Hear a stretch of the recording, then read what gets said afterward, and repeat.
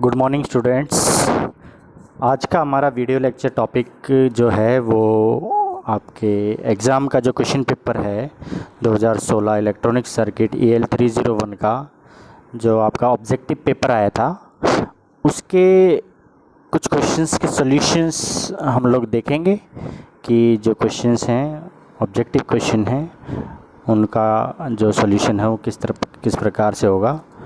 तो 2016 में जो ऑब्जेक्टिव क्वेश्चन है और जो इस साल आपका जो ऑब्जेक्टिव पेपर आएगा उसके हिसाब से ये वीडियो लेक्चर काफ़ी इम्पोर्टेंट है।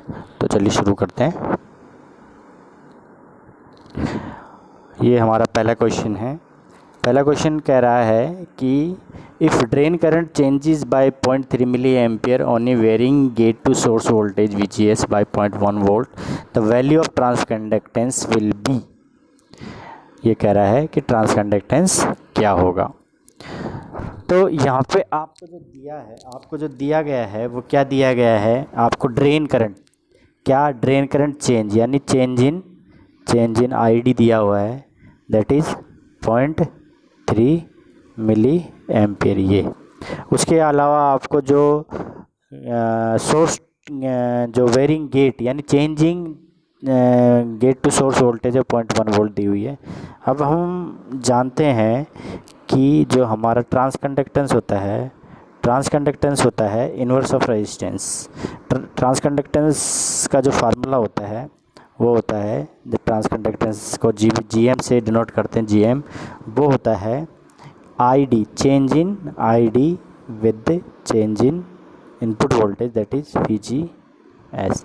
ये हमारा, अब देखो रेजिस्टेंस क्या होता है V/I और GM रेजिस्टेंस का इन्वर्स होता है कंडक्टेंस, तो वो हो गया ID/VGS। अब यहाँ हम देखिए, अभी मैंने बताया क्या क्या दिया हुआ है।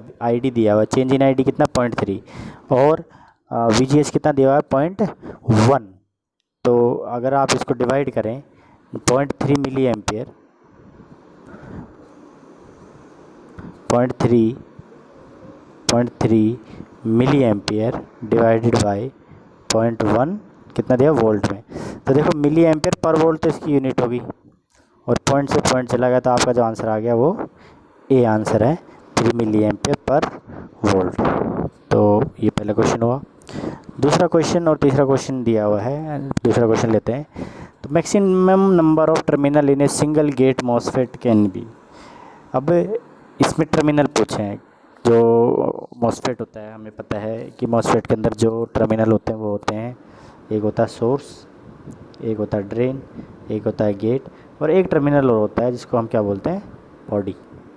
ठीक है, तो बॉडी को कई बार सोर्स से भी हम कनेक्ट कर देते हैं, ग्राउंड कर देते हैं। तो बेसिकली कितने टर्मिनल होते हैं मॉसफेट में, 4 टर्मिनल। तो हमारा आंसर क्या हो जाएगा B। जो third question an open circuit is shown between gate and source in a MOSFET because. एक मॉसफेट जो होता है उसके जो input side gate to source जो साइड है उधर ओपन सर्किट जो उसके सर्किट के अंदर शो किया जाता है, क्यों किया जाता है। तो उसके 4 रीज़न हैं, गेट इज़ रिवर्स बायस होता है, गेट फॉरवर्ड बायस होता है, या no conducting channel between gate and source, ये सब। तो इसमें हम देखें अगर उसके सर्किट को, किसके, मॉसफेट के सर्किट को, कि मॉसफेट के अंदर क्या होता है कि ये उसका पूरा वेफर होता है। वेफर के बाद इधर हमारा इस तरह से 2 चैनल होते हैं। जैसे मान लो हम P सबस्ट्रेट लेते हैं और ये N टाइप, ये N टाइप, इसके ऊपर SiO2 लेयर होती है। तो ये इंसुलेशन होता है इसके ऊपर, उसके ऊपर हम क्या करते हैं, गेट को इम्पोज करते हैं। तो ये जो SiO2 लेयर है और जो सोर्स है उसके बीच में कोई फिजिकल कनेक्शन नहीं होता है। तो कंडक्टिंग चैनल नहीं होने के कारण, यानी जब कंडक्टिंग चैनल नहीं होगा तो उसके भी अक्रॉस करंट फ्लो या इलेक्ट्रॉन का फ्लो नहीं होगा। तो हम क्या कह सकते हैं कि उनके बीच में जब कोई भी तरीके का कंडक्टिंग चैनल नहीं है, इसलिए हम उसको ओपन सर्किट की तरह रिप्रेजेंट करते हैं कि वो ओपन सर्किट है। वो इसलिए किया जाता है क्योंकि जो लोडिंग इफ़ेक्ट, जब हम मॉसफेट पढ़े थे उसमें बताया था कि मॉसफेट की लोडिंग इफ़ेक्ट बहुत कम होता है BJT की बजाय, यानी कि वो जो इनपुट सिग्नल को अपने ऑपरेशन के लिए, अपनी बाइसिंग के लिए यूज़ ना करे, इसलिए हम उसका जो इंसुलेशन होता है इनपुट साइड में SiO2 लेयर होती है उसमें बहुत रिस्पॉन्सिबल होती है। तो जिसका जो सही आंसर है वो है no conducting channel between gate and source. Next question लेते हैं, चौथा क्वेश्चन। यहाँ आप देखें कि पूछा गया है कि 10, 15, 20 आर रेस्पेक्टिवली पावर गेन है in a coupled amplifier circuit, what is total power gain. देखिए कैस्केड यानी कनेक्टेड हैं, एक दूसरे के साथ जुड़े हुए हैं, उनका जो पावर गेन दिया गया है वो 10, 15 और 20 का है। तो ये पूछ रहा है कि जो टोटल पावर गेन इनका क्या होगा।